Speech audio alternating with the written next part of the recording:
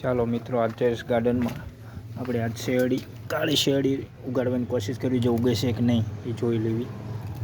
આવો નાની એવો સરસ મજાનો ડબ્બો કાપી લીધો છે અને આ જો આવી ખેતરની માટી લીધી છે. આ લાકડીની રખ્યા છે અને આપણે ઘરનો જે શાકભાજીનો કચરો હોય તો એ આ બધો છે, વેસ્ટેજ છે. એમાં પહેલે આપણે આ વેસ્ટેજ બધું પહેલાં નીચે ભરી દઈશું. વેસ્ટેજ બધું ડબ્બામાં નીચે ભરી દઈશું,